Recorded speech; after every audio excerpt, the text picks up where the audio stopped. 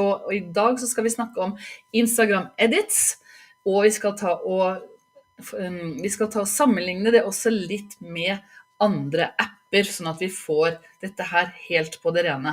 Vi skal ha en ganske omfattende gjennomgang av Instagram Edits først, fordi at det er jo noe som er nytt på markedet nå, det er spennende, og du vet jo at det som er nytt på markedet, Instagram vil jo digge det at du har denne appen, og du kan gå på App Store eller Google Play og få lastet den ned. Den heter Edits, eller Instagram Edits app, så den er det bare å laste ned, og så testkjøre den. Så vil jeg bare da si at jeg vil stille deg et spørsmål. Har du prøvd appen, eller har du ikke prøvd appen? Hvis du har prøvd Edits, så svar med ja. Har du ikke prøvd Edits, så svarer du nei. Og sånn etter hvert så kan jeg også da få si liksom litt mer om hva denne her er god for, hvilke erfaringer jeg selv har, og så videre. Så jeg skal ta og dele skjermen med deg nå, og så skal vi ta og gå videre på dette. Men svar gjerne, har du prøvd Edits, eller har du ikke prøvd det? Så svar ja eller nei.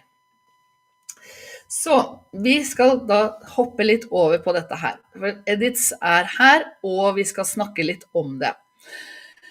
Hva er så Instagram Edits? Det er jo et gratis videoredigeringsapp fra Instagram for iPhone og for Android-telefon. Det passer faktisk på begge deler. Jeg bruker Android-telefon, du bruker kanskje iPhone. Skriv gjerne litt om det også, hvilken telefon bruker du? Og den er jo selvfølgelig laget for Reels, men det står her at den fungerer for TikTok. Den kommer til å fungere for TikTok og andre plattformer etter hvert også, sånn delvis i hvert fall. Og den har ikke noe vannmerke, så du kan dele den rett og slett hvor du vil. Så det er jo en ganske interessant bit i forhold til dette her. Så som du sikkert vet fra før av også, når vi snakker om CapCut og disse andre redigeringsappene, eller hvis du prøver å redigere direkte i Instagram, så kommer du til å få med et sånt lite vannmerke på, ikke sant? Og mange andre redigeringsapper, de har jo også et sånt lite vannmerke, og det har ikke Edits da. Så, la oss gå videre. Hva kan du gjøre med denne appen? Du kan ta og filme og redigere direkte i den. Du kan ta opp eller importere videoer, klipp og sette dem sammen på tidslinja di. Du kan ha med musikk og lydeffekter. Du kan bruke trendy musikk, lyder og egne lydklipp, og legge til stickers, filtre, green screen og AI-animasjoner. Har du selv prøvd noe av dette her? Har du prøvd å legge til egne animasjoner og prøvd noen av disse tingene? Skriv gjerne i kommentarfeltet hva du har gjort.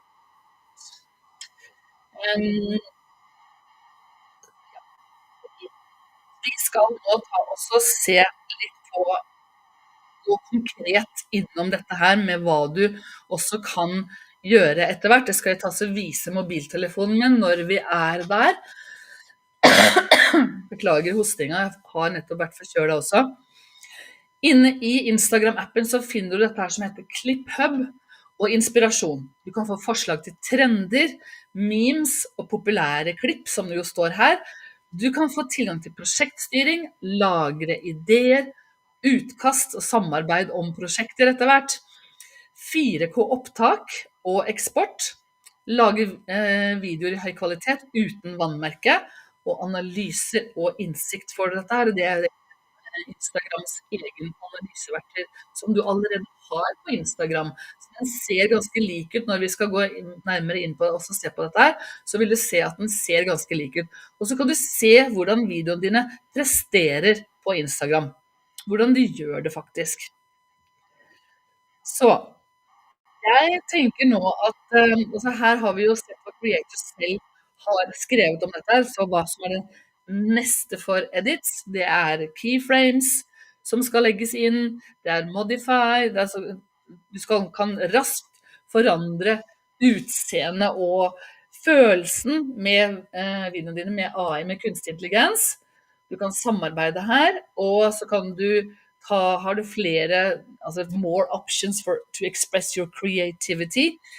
Enda flere fonter, enda flere tekstanimasjoner, transitions, voice-over, filter og så videre, sånne ting. Så det jeg tenkte vi gjør nå da, det at vi skal gå inn på denne Edits-appen og så se selv. Når vi går inn på denne Edits-appen, så nå skal jeg bare finne den rette skjermen i forhold til det.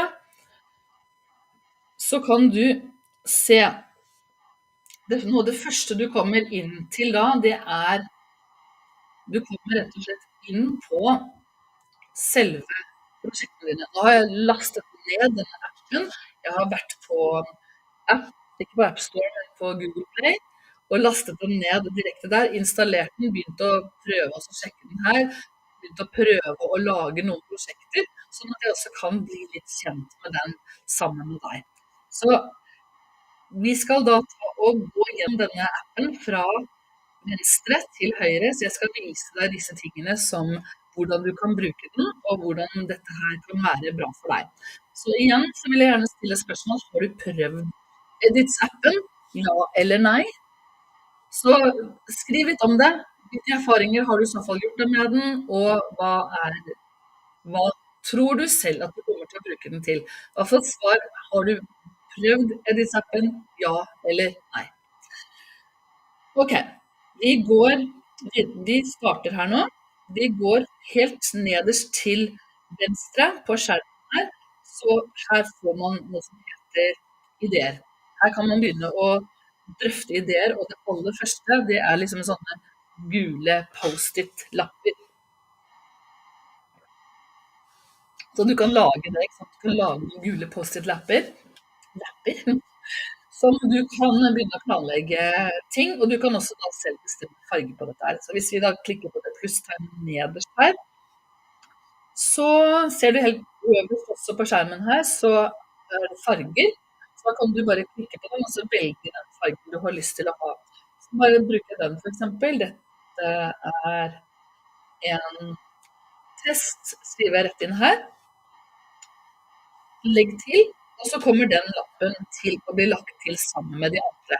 Og når du ikke vil ha den lenger, så du bare å klikke og holde på den, så kan du ta og slette den igjen. Så sånn kan du lage ideer, for når du ser ideer også, så det kjempesmart å lage disse ideene. Så kan du ta på det som heter lagret her. Her har jeg altså allerede funnet noen prosjekter som jeg har brukt på inspirasjon, eller som jeg lagret egentlig på min Instagram-konto, for jeg synes at dette her var en god idé, ikke sant? Så har jeg tatt og lagret det, og så ser du også her at det en sånn klistrelapp som ligger ved. Denne klistrelappen, den kan du bare prøve å bruke, ikke sant? Da skal jeg for eksempel ta den video nummer 4 som ligger i galleriet her sånn. Skal jeg klikke på den? Og så tenker jeg, dette her var faktisk en god idé. Og ser du nederst, så det en sånn liten pluss med en rosa sak. Og der kan du da skrive ned det. Jeg kan velge en farge på den også. Så skriver jeg, dette var en morsom idé, ikke sant? Så dette her ett sted som du kan få gjort det på. Du kan selvfølgelig få gjort det andre steder også. Skal vi se, vi skal få den riktige tingen der. Du kan selvfølgelig få lagt det til andre steder også, men nå skal vi gå tilbake til klistrelapper. Og samlingene dine, det de samlingene som du sikkert har lagret på Instagram selv. Altså nå jeg øverst til høyre her, så har jeg gått på samlinger. Her har jeg laget mine egne samlinger. Så det jeg kan gjøre neste greie jeg kan gjøre nå, det og hvis du ser helt nederst på den tidslinja, altså tidslinja kaller jeg så vant til å snakke redigeringsspråk, ikke sant? Men nederst på mobilskjermen vil jeg jo heller si. Der får du en sånn, det ser ut som en sånn trekant, en playbutton, og her det rett og slett ideer som du kan bruke.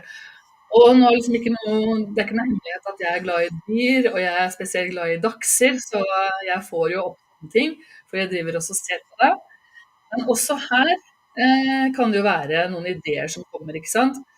Og denne for eksempel, den har jeg allerede lagret, så den har jeg satt en sånn lapp på. Og hvis du vil bla til neste, og så se på den, for eksempel denne her, så kan du ta og så klikke igjen da på den lille plusstegnet som er nederst, det kan ta tilbake. Du ser den lille plusstegnet som er nederst der, klikke der, og så skrive at du synes at det kanskje også var en god idé, og hvordan du kanskje kan bruke dette til for deg selv. Så planlegging, det er alltid en god idé når man lager video uansett.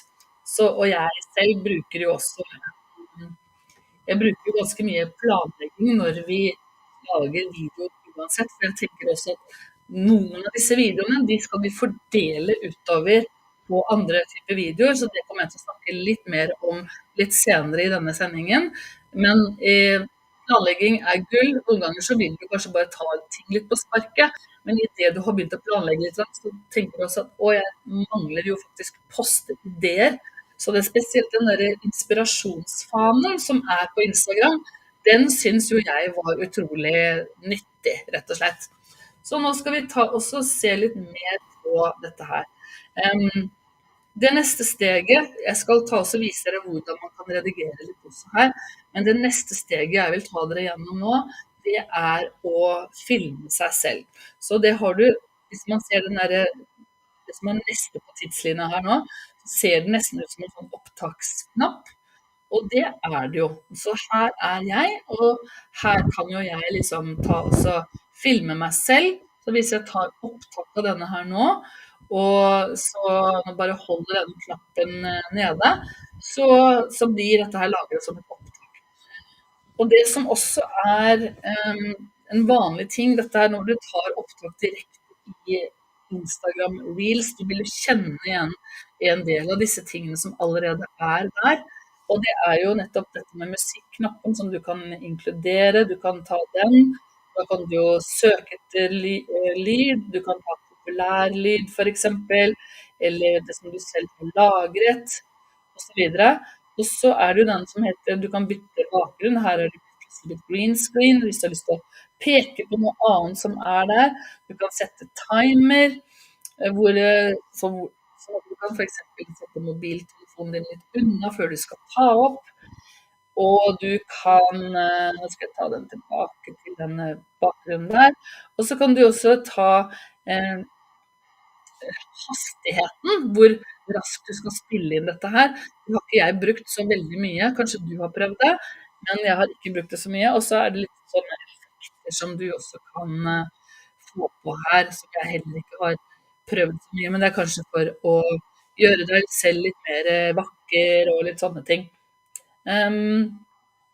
Dette her er vel flash, du kan skru på, at du kan skru på en, ja, jeg har ikke så inngående kjennskap til opptaksfunksjonen, må jeg bare innrømme, men kanskje du har det. Så du kan gjerne tipse litt om med hva du synes er nyttig. Og det vi ser her nå er at nå kan jo jeg ta oss og gå videre med dette her, og rett og slett komme inn i den redigereren som er til Edits-appen. Og den ser jo også igjen veldig lik ut til den redigereren som du allerede har inne på Instagram, ikke sant? Så nå ser vi at når jeg går tilbake til galleriet mitt eller til prosjekter, så ser vi at denne her har blitt lagt til, så det er jo også utrolig nyttig å få gjort det da. Skal jeg ta meg en liten pause, skal jeg se om jeg har nemlig, hvis det kommer noen kommentarer, så kommer det et annet vindu, så jeg får ikke sett det hvis du er der med der. Og ok, men jeg skal også se litt på det, og uansett nå så håper jeg at du fortsatt henger med og synes at dette her er nyttig å få med deg. Yes.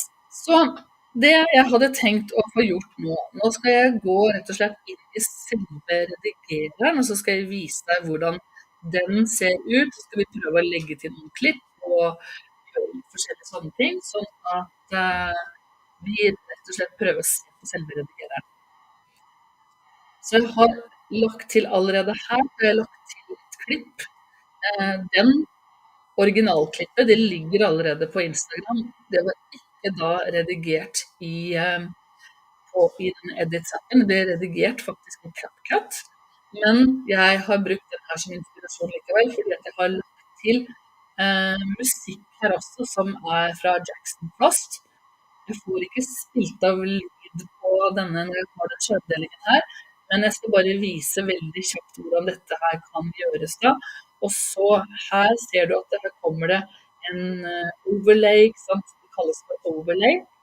Hvis du har lyst til å få inn flere klipp, og noen av disse stickers eller overlays, de har jeg lagt til i CapCut, og så har jeg bare tatt en tredje som jeg har lagt til her nå i Instagram Edits. Så, hvordan kommer du til sånne overlegg? Hvis du går nederst og ser på den tidslinja som er helt nederst der, så står det nå lyd, tekst, tale, overlegg. Og da må du, det kommer litt an på hvordan disse forskjellige modusene egentlig er. Men hvis du går da til overlegg, så har du den, da kan du få hentet bilder fra galleriet ditt. Så, og da kan vi se litt på det for eksempel. Jeg kunne jo bare for eksempel tatt og lagt til denne som er om Instagram Edits der. Skal vi klikke på den, og se om det her går om vi får det til å redigere det. Jeg kan den, og da når jeg har den innpå her, så dette er jo ganske likt til mange andre redigerer også, så du vil jo kjenne igjen en del ting her. Og nå ser du at den tidslinja har på en måte, den har forandret seg litt nederst her. Nå har du ikke de samme valgene som det du hadde sist. Så for å komme litt ut av det, så må du liksom bare klikke på tilbake-knappen, sånn at du får hele den tidslinja. Så da gjør vi det, går tilbake der, og nå ser du at nå har jeg kommet tilbake, og kommet flere valg nederst her. Og så kan du gjøre alt fra å legge til lyder, effekter. Her er det sortert på alle overganger, handling, humor og sånne ting.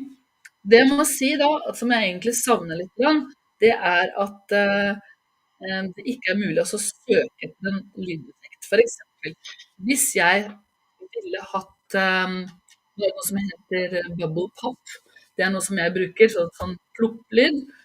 Så liker jeg å kunne søke etter sånne lyder. Så det kan godt hende at det kommer, men det er i hvert fall foreløpig ikke der. Så har vi dette her med utklipp, som jeg viste i stad, at vi kan, det viste jeg ikke i stad, men du kan faktisk gjøre det, så vi kan jo bare prøve denne Instagram Edits-appen igjen. Så tar vi den, og så vil den, skal vi se hvordan den tar å gjøre, og den tar litt sånn magi rundt dette her, og så kan du velge manuelt hvilke felt du vil skal være med eller ikke skal være med. Så jeg regner jo med igjen nå at den har rett og slett, det kommer til å bli transparent bakgrunn med dette her. Så klikker jeg på ferdig, og så ser vi at nå har denne Instagram Edits-logoen fått faktisk litt transparent bakgrunn. Så du kan ta utklipp fra mange andre ting, og det synes jo jeg er veldig stilig at man kan få gjort det. Yes. Så det som er neste da også er for eksempel etiketter. Her har man jo ganske mange morsomme ting man kan søke på, sånn som man også ellers har i Instagram. Så her er det igjen, her kan du søke etter ting. La oss si at du skal søke etter klikk. Ja, der kommer de, ikke sant? Click here, så kan du for eksempel ta med den, jeg pleier å bruke denne her ganske mye, som du også kan ta og snu og vri på, og så videre sånne ting, og få det til dette. Når du er ferdig med dette her, så kan du også selvfølgelig gå inn på enkelt spor på tidslinjen, og ser du at det har blitt flere lag på denne tidslinjen som er inne på Instagram-appen. Skal vi se, jeg må se om dere faktisk ser dette her. Ja, dere ser det. Ja. Så det du også kan gjøre nå, er at du kan gå inn på enkeltspor på denne, på denne Instagram-appen. Så tar du også klikker på, for eksempel så klikker på meg. Og når jeg har klikket på den nederste delen av tidslinjen hvor jeg er, så ser du at det da vil de nederste ikonene, de vil forandre seg igjen. Så her kan du bare teste og prøve ut litt effekter og hente lyd og speile dette her.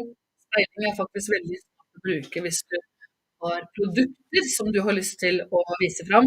Det er mye kreativt du kan få gjort her, rett og slett.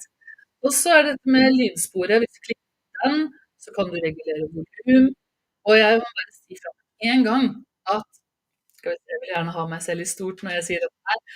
Jeg vil bare si fra med en gang når du skal ha lydspor på dette her, så pass for all del på at lydsporet er lavt nok til at vi kan høre stemmen din. For det er så mange som gjør den feilen at man ikke kan se, altså man ikke kan høre deg, fordi at du tenkte at du vil gjerne legge på et kult lydspor, ikke sant? Så, da skal vi ta og se litt videre på dette her.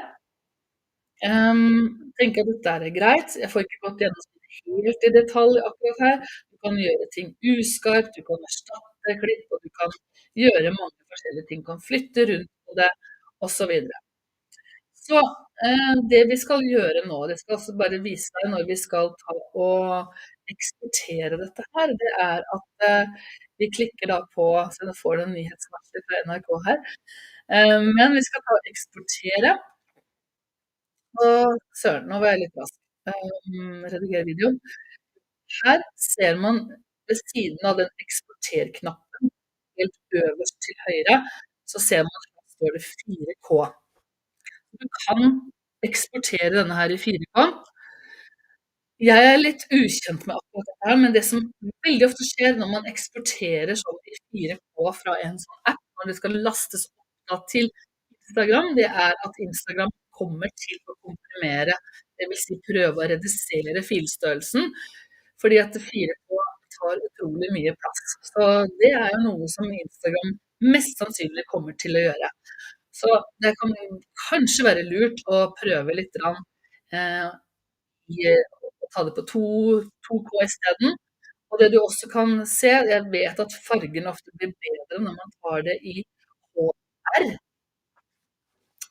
Og når du tar det i HDR, så ser du at bildet ser litt skarpere ut, så det er liksom veldig sånn smak og behag, egentlig.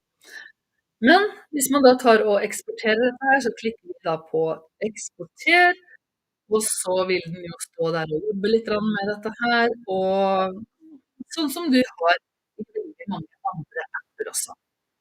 Så av det jeg har gått gjennom med deg nå, synes du dette her så smart ut? Er dette her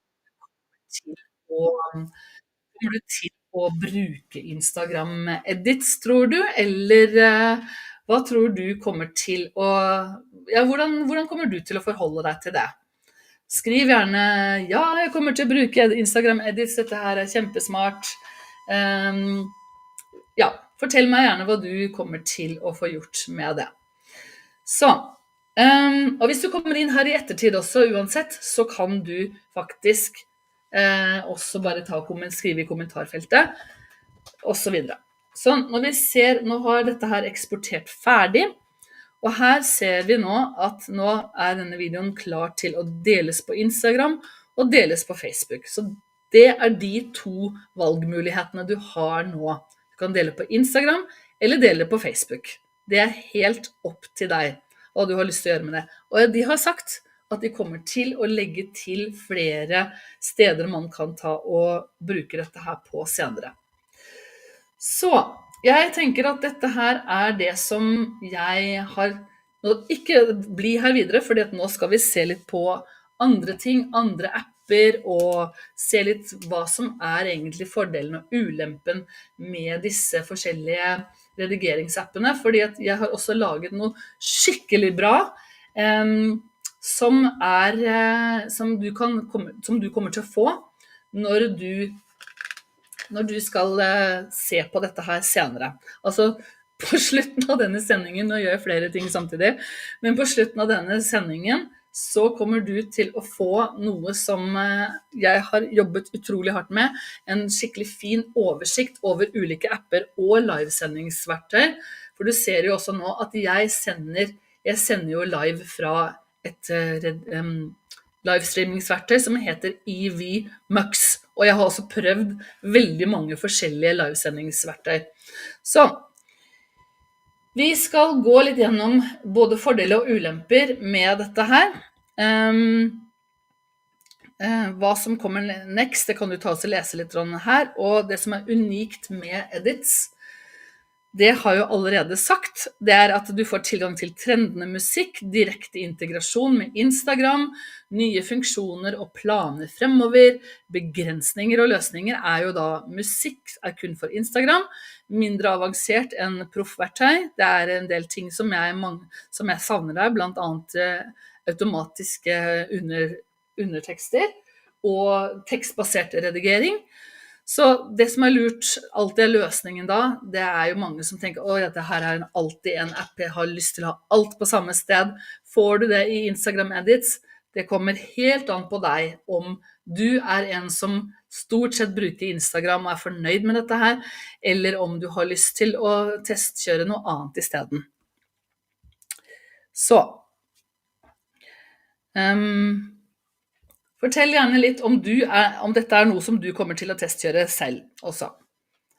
Så det som er alternativ, alternativ 1 er jo da CapCut. CapCut er det sikkert flere av dere som kjenner til allerede. Kommenter gjerne også til på uansett hva jeg sier her nå, så kommenter gjerne om du kjenner til disse verktøyene som jeg viser til her nå.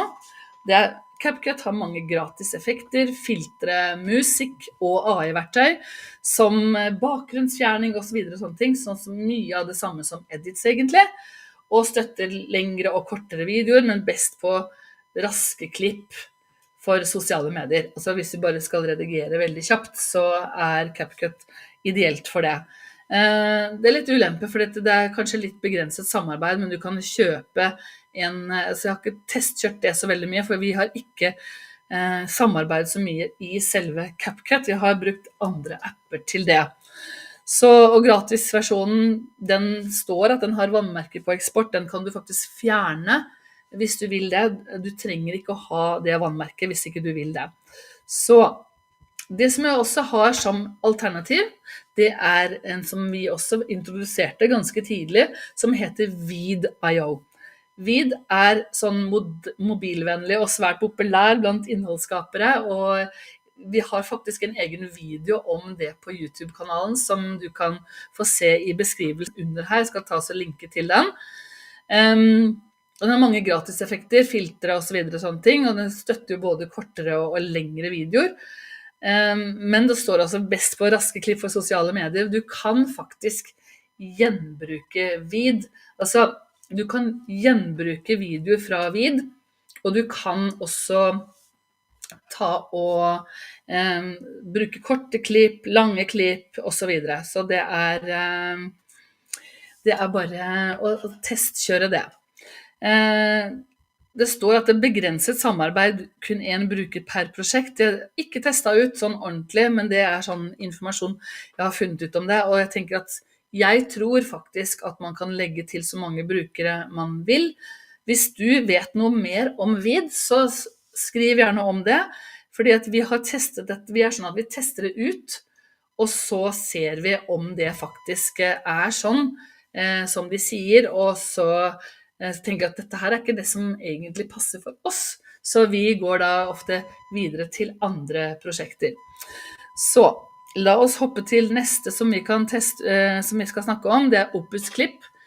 Har du hørt om Opus Clip? Det er liksom blitt veldig populært, har jeg hørt flere steder, å bruke Opus Clip, og det er jo ikke så rart, fordi at den har en veldig god evne til å finne de gyldne øyeblikkene som fra en lengre video for eksempel, og så finne de gyldne øyeblikkene hvor du kan kanskje ha et kort klipp som du kan ta inn der. Og den har også, som flere av de andre her også, automatisk animerte undertekster. Auto-reframing, du kan si at for eksempel når du ser meg her nå, så snakker jeg jo i et vindu ved siden av, ikke sant? Så kan jeg si til både den og til Vid egentlig, at jeg vil gjerne at du skal ha fokus på mitt ansikt. Så den sliden som kommer ved siden av her, som du ser på skjermen her nå, den kan vi velge å ta bort når vi skal ta og gjenbruke dette her. Og så har du en enkel tidslinje hvor du kan redigere klippene, splitte, flytte og slette deler. Og grunnleggende videoredigering også med tidslinje og tekstbasert redigering der også. Og gratisversjonen har jo, som regel så har jo gratisversjoner noen begrensninger. Men du får 60 minutters videoprosessering i måneden, så det er ikke så verst. Og alternativ nummer 4, det er Capwing. Det er nettbasert og kunstig intelligens drevet. Og nå ser jeg at jeg faktisk ikke har tatt opp den fanen, men jeg skulle ta en live demo akkurat på det nå. Men jeg skal i mellomtiden bare snakke litt om hvordan vi har brukt Capwing. For vi har nemlig brukt Capwing også i team, og vi synes at det er et utrolig bra verktøy. Her har vi da har jeg tatt og forkortet klipp fra en lengre video, som da har gjort at jeg har fått flere klipp som jeg kan bruke, ikke sant? Dette her dreide seg om hvordan bygge troverdighet med video uten å love for mye. Den har jeg faktisk liggende på YouTube-kanalen, så den kan du se på nå. Og så har den sortert her. Ekte markedsføring og foreslått titler, kraften i video, som har fått en score på 10 av 10. Og disse verktøyene her de fungerer jo best hvis du har skikkelig lange videoer. Og det er også sånn at på YouTube så er det veldig smart å poste lange videoer, fordi at da samler du inn watch time. Dere som ser på meg her nå, når dere ser på, så vil jeg også kunne samle inn watch time. Så det du kan gjøre da, det er at det er veldig enkelt faktisk å få gjort dette her, fått redigert video i Capwing, fordi at du kan bare når du tar Create New, så tar du Click to Upload. Du kan også bare ta en YouTube-link inn her, og så kan du ta og dele den video-URL-en som er akkurat der. Så du hva jeg holdt på med? Vi går på Paste Video URL, eller du kan ta og laste opp en video, og så kan du bare si at dette her vil du få repurposed, altså dette her vil du få gjenbrukt til flere ulike klipp. Og det er jo en egen side som man får gjort akkurat det på, men du kan i hvert fall få gjort det. Så det er jo utrolig smart, ikke sant? Og når du da skal få redigert disse tingene, så kan du gå også og se på, for eksempel, hvis du skal se på, jeg har delt dette her inn i korte klipp og sånne ting, og når du skal få redigert klippene dine, så kan du for eksempel gå på denne her, som Edit as Project, og da ser du også, her kommer da med en gang inn den transkripsjonen som du kan ta og få fjernet eller lagt til og gjort akkurat hva du vil, og så har den jo her foreslått akkurat hvilke klipp du skal ta og den har foreslått klippene for deg rett og slett, og så kan du se litt gjennom det om dette her er noe som du har lyst til å få gjort. Og så er det jo mange andre smarte ting her også, ikke sant? Som du kan for eksempel ta safe zones, hvis du skal passe på at teksten din og bildet ditt kommer innenfor, sånn at det ikke forstyrrer med andre elementer som er i selve videoen. Og du kan bare se, og jeg skal bare poste den på TikTok, så jeg skal ha safe zones akkurat der, eller jeg skal ha den på YouTube Shorts, så jeg vil ha safe zones akkurat der, og så videre, og så kan du ta det bort igjen etterpå. Og her har du jo også masse forskjellige visuelle ting, og du kan ta lyd, og du kan bruke undertekster. Jeg skal se kjapt på undertekster. Her kan du bare nå du allerede undertekstet her, men du kan bare sette dette her til at du vil ha at undertekstene skal gå fra transkripsjonen og til norsk. Og det fungerer kjempefint. Det ikke så veldig mange andre valg som i forhold til akkurat det. Jeg skal legge ut link til Capwing hvis du har lyst til å prøve det. Det jo også en gratis prøveversjon der, så jeg anbefaler virkelig dette programmet. Jeg synes at det helt supert, og fortell meg gjerne også selv om du har noe erfaring med Capwing, om du har prøvd det noen gang, eller hva du har, hvilket som ditt favorittredigeringsverktøy. Har du redigert videoer i det hele tatt? Og i så fall, hva det som ditt favorittredigeringsverktøy? Ta så kommenter, skriv det inn i kommentarfeltet her nå. Så, vi skal ta og gå litt videre. Jeg skal også vise den igjen. Sånn. Så, det som alternativ nummer 4, det var jo Capwing. Nettbasert og kunstig intelligensdrevet, ikke sant? Så det jeg kanskje kunne tenkt meg å få gjort da, hvis man skal begynne å snakke om det, det at hvis du har tenkt å publisere både på Instagram og kanskje YouTube Shorts og sånne ting, eller andre steder, så kan du jo for eksempel begynne med Edits-appen, få postet den på Instagram og Facebook, sånn at du får med alle disse tingene som smart å bruke den Edits-appen til. Og nå kommer jeg også på en ting til som jeg må si, og det at jeg har sjekket det ut også når jeg har lagret et klipp fra Edits-appen til mobiltelefonen min, så kommer den med metadata som sier at den faktisk laget i Edits. Så det jo veldig smart, og det kan hende at du får en fordel ved at Instagram selv ser at ok, disse videoene her, de laget i Edits, så at du får mer synlighet av det. Det noen som har begynt å diskutere det, jeg ikke sikker på det. Det kan ikke si noe sikkert om det før man faktisk har testet det ut. Så, ja, jeg spør deg igjen. Hvilket redigeringsprogram bruker du? Har du noe... Jeg må bare se om det har kommet noen kommentarer her først.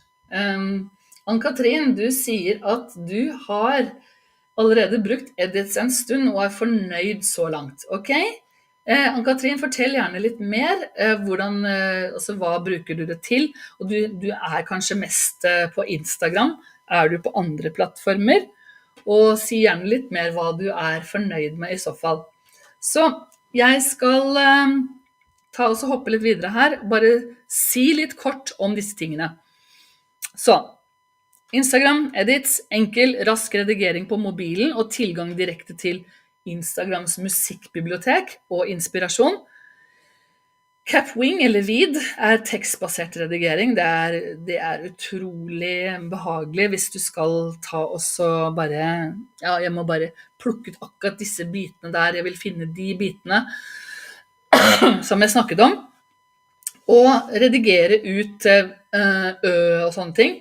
Og når det også sagt, så har faktisk både Capwing og Vid, de har det sånn at du kan automatisk få filtrert ut stille perioder og sånne fyllord, for det kan du sette dem til å få gjort.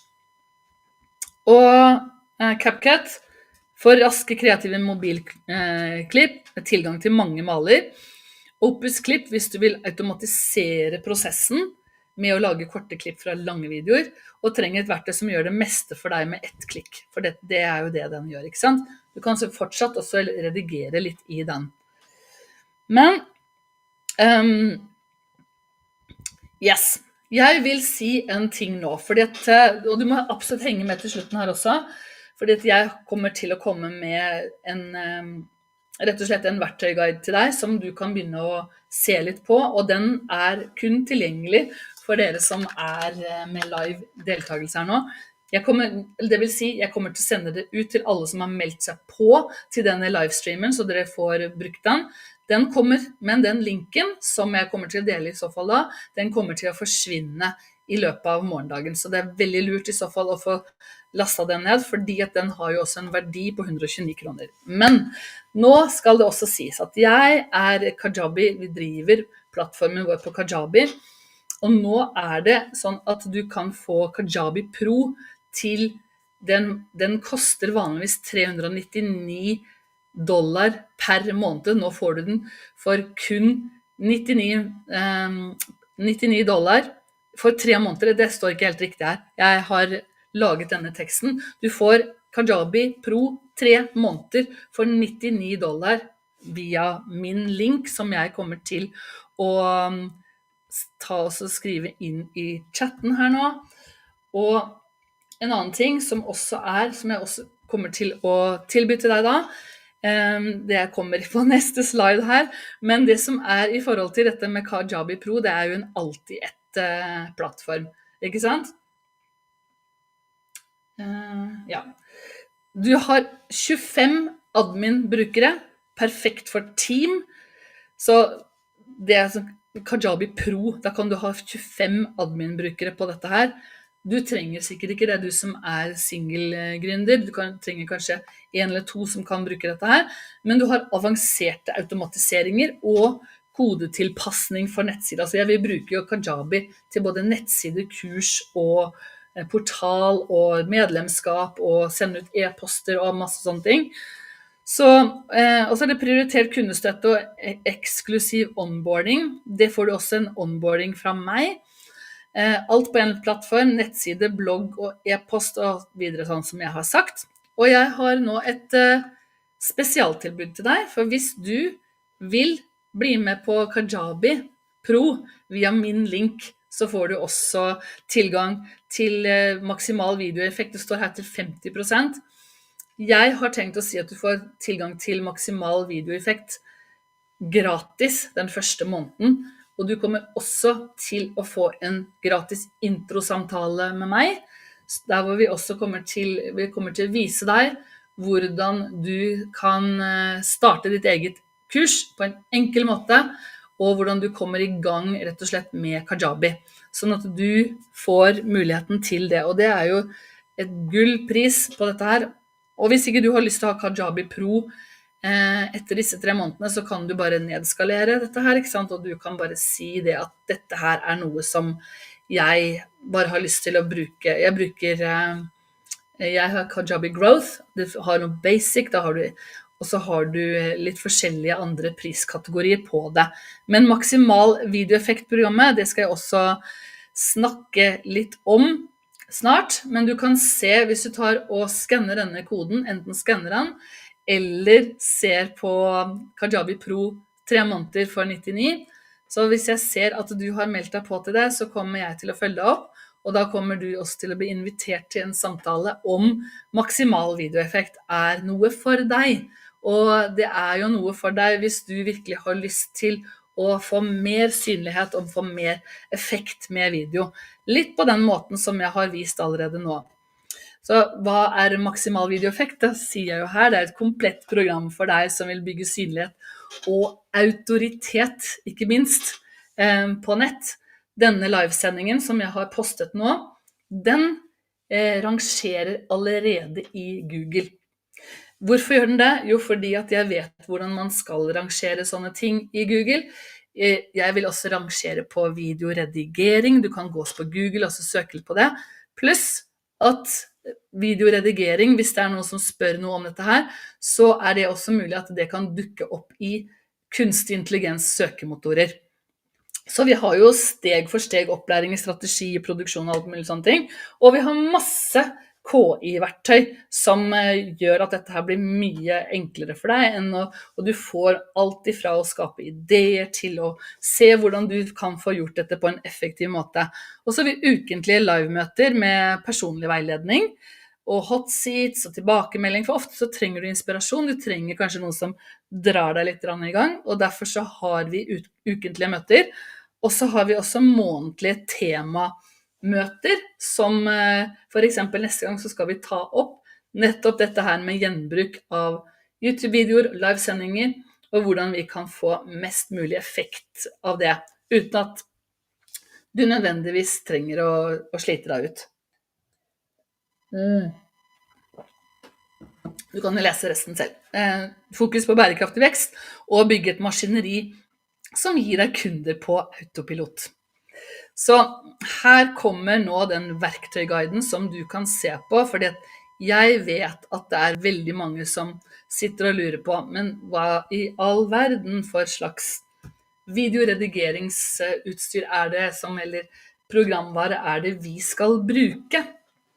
Så derfor så har jeg sittet og jobbet ganske tett med denne verktøyguiden. Jeg limer inn link i chatten her nå, så du får link til en mal. Og den kommer jo til å bli tatt ned etter hvert, så i løpet av morgendagen. Så jeg skal også veldig kjapt vise litt hva den verktøyguiden faktisk inneholder. Så da går vi på denne fanen her, og så ser du det er en verktøyguide for innholdsskapere, og her har jeg både med videoredigeringsprogramvare, og jeg har også med livestreamingsprogramvare.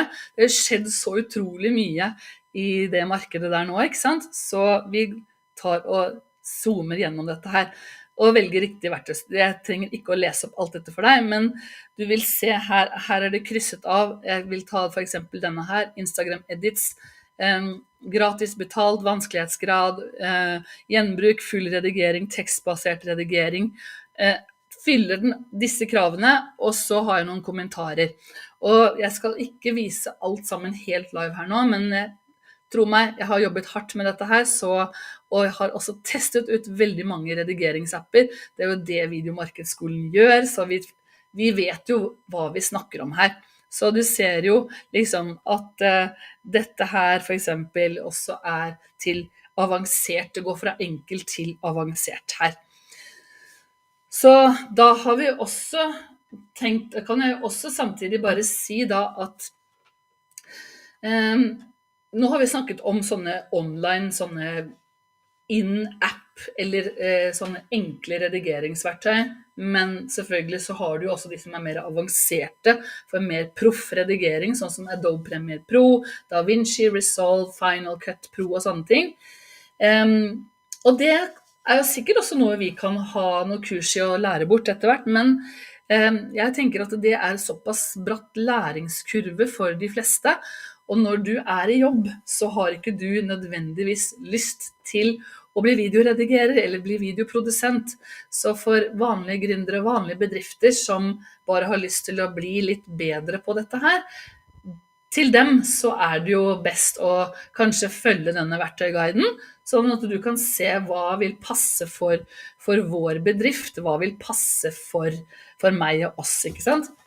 Så dette her var det jeg hadde å gå gjennom i dag, og jeg vil bare si nå at hvis du har lyst til å se enda mer, det kommer nemlig til å komme opp i Endscreens sluttskjerm etter at denne livesendingen er ferdig, så hvis du har lyst til å binge og også lære enda mer, så kan du se denne videoen som heter 5 digitale videomarkedsstrategier som vil dominere i 2025. Og før du stikker nå, så vil jeg bare gjerne komme med, har du noen sluttkommentar? Har du noe, hvordan syns du dette her var? Var det opplysende for deg? Lærte du noe nytt i dag? Si gjerne litt om det, fordi det er så utrolig nyttig for meg å få tilbakemelding på dette her. Da anbefaler jeg deg at du tar en kikk på denne videoen her etterpå, altså 5 digitale videomarkedsstrategier som vil dominere i 2025. Og så sier jeg for denne gang takk for nå, og så kan du bare se dette i opptak enn så lenge. Ha det bra!